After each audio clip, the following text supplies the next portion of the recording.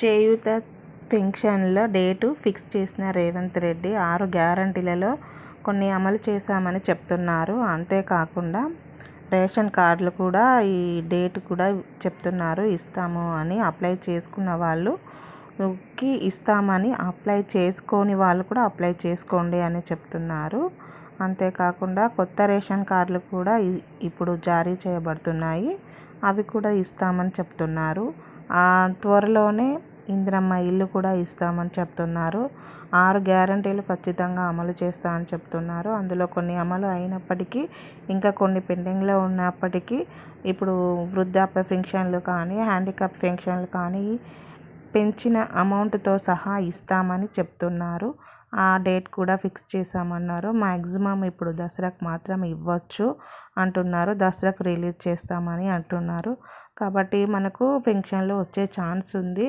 ఇంకా మరి చాలా డిలే చేశారు నిజం చెప్పాలంటే పెన్షన్లకి. ఇప్పుడు ఇస్తామంటున్నారు.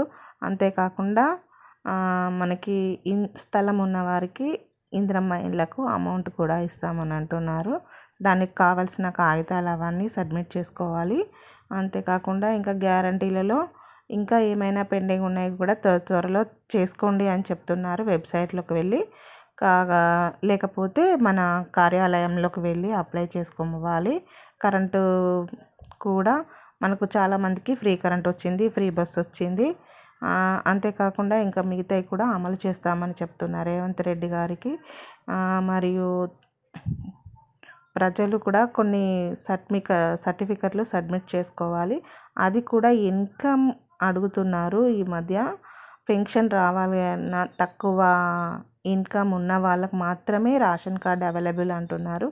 అది 2 lakhs లోపు అవైలబుల్గా ఉన్న వాళ్ళకి రేషన్ కార్డు వస్తుందని, అంతకంటే ఎక్కువగా సంపాదించే వారికి రాకపోవచ్చు అని చెప్తున్నారు. మరి ఆదాయాన్ని బట్టి రేషన్ కార్డు ఇస్తామని అంటున్నారు. ఆర్థిక ఆదాయానికి మరి రేషన్ కార్డు ఇవ్వడానికి ఇన్కమ్ కూడా సబ్మిట్ చేయాలి అని కొందరు అంటున్నారు. అంతేకాకుండా కొన్ని మనం కట్టే బిల్స్ వీటిని బట్టి కూడా ఉంటుంది కదా మన ఆదాయం. జీతం చిట్టి ఇట్లాంటివి ఏమన్నా ప్రొవైడ్ చేయాలా అన్నది కూడా చెప్తారు. మనము మన దగ్గరలో ఉన్న మీ సేవా సెంటర్కి వెళ్ళి తెలుసుకుంటే మనకు వారు అంత ఇన్ఫర్మేషన్ ఇస్తారు. ఎవరైనా తెలియని వారు ఉంటే వెళ్ళి తెలుసుకోండి.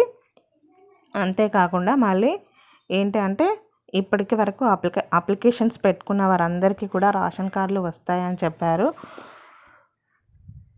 ఎవరైనా ఇంకా పెట్టుకొని వాళ్ళు ఉంటే కార్యాలయాలకు వెళ్ళి అప్లై చేసుకోమంటున్నారు. మ్యాక్సిమం ఈ దసరా కల్లా మనకందరికీ రేషన్ కార్డులు వచ్చేస్తాయన్నది ఇది ఒకటి మంచి విషయం.